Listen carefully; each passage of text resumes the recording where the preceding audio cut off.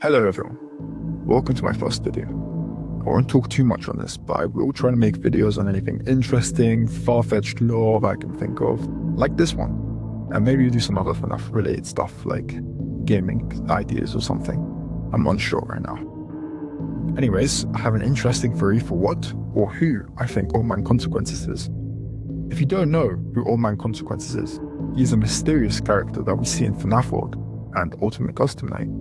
And there's very limited information about him besides those two games. When thinking of who he is, main theories are that he's Henry, Michael, or even Edwin, as well as the sprite representing a foxy or crocodile type character. However, I don't think this is the case.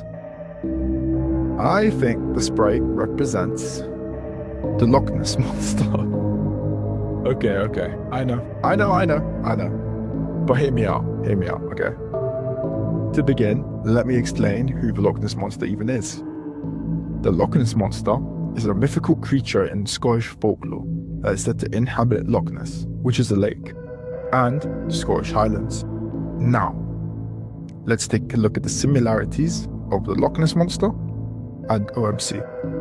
Sharp teeth, about same head shape, long jaw, pretty similar. But that doesn't really matter that much because why does the character in question represent the Loch Ness Monster? Well, it's a bit clearer when I tell you who he's meant to represent.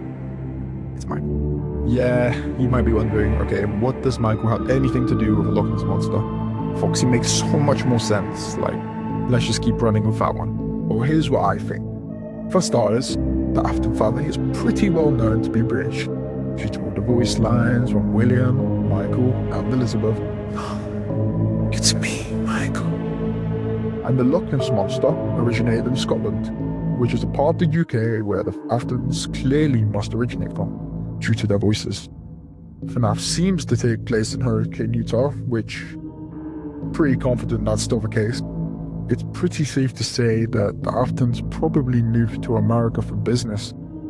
As well as this, Full Fest was in the 1970s, which was around the same time the Loch Ness Monster started to become popular again, which is 1960s to 1970s, meaning the Aftons most likely do know about Loch Ness Monster. But this doesn't really matter, does it? Like, besides some of the connections it has, it's not that useful of information.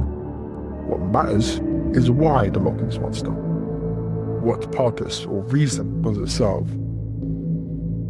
The Loch Ness Monster is described as a peaceful, loving creature today, in the same way Michael tries to change his ways after a crying child's death by bringing peace to everyone who had been harmed by William, and setting the souls free to redeem himself, as shown in Pizzeria Spaglia, showing the similarities of the two.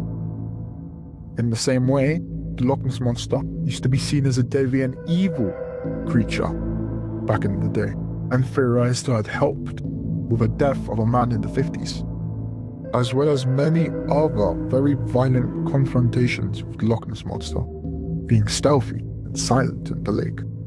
Michael in the same way, terrorized the crying child, hiding and waiting for the crying child to approach, to then scare him. As well as this, Michael helped in the death of a crying child that fed us the same way.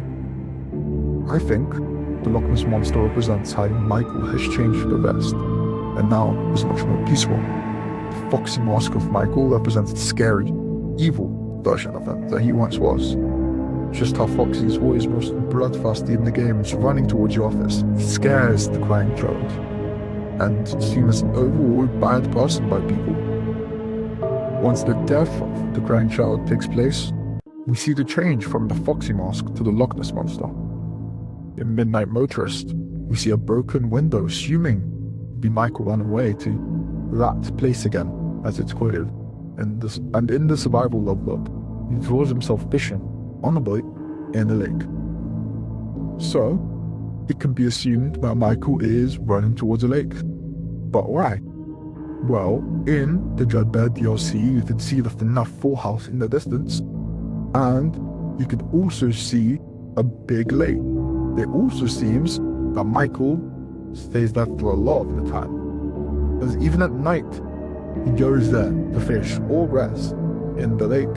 as Michael seems to be rather at the lake at midnight than at home, as William is obviously trying to experiment on Michael, as we can see in Fnaf 4, with all the nightmares and everything he's dealing with currently at this moment. Michael starts to reflect on his actions whilst he's fishing and taking his time away from the chaos, showing the separation of evil from Michael as he takes a path to become a better person, while William descends into chaos, becoming more and more aggressive.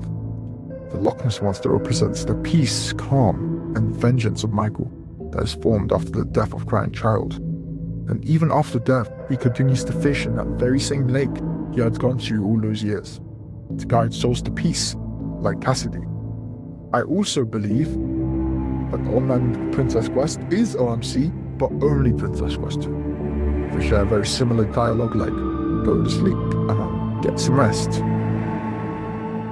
It shows how Michael wanted everyone to finally rest and to be within peace, away from all the chaos and death that had occurred. This will mark the end of Michael's redemption as a person in the afterlife who encourages lost souls to finally rest, whilst the cries of William are heard in the distance.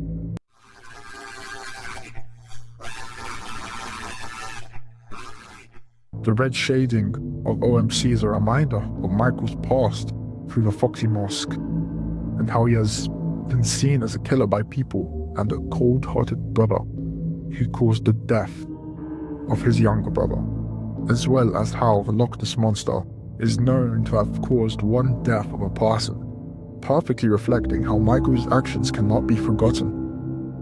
This switch from the aggressive Foxy to the peaceful Loch Ness Monster shows how Michael had evolved throughout the games and ultimately redeemed himself. That's my theory on online consequences, and there's probably loads of holes in this theory, but it was kind of just very crazy theory that I just wanted to throw out there.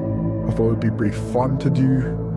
It was very fun and interesting way to look at online consequences, as he's usually just interpreted to be a fox or an alligator or something we've seen in the games. And I thought there's a lot of links that could be made, but it is a pretty loose theory, so I don't know if you'd want to take this one as your headcanon. However, besides from that, thank you for watching.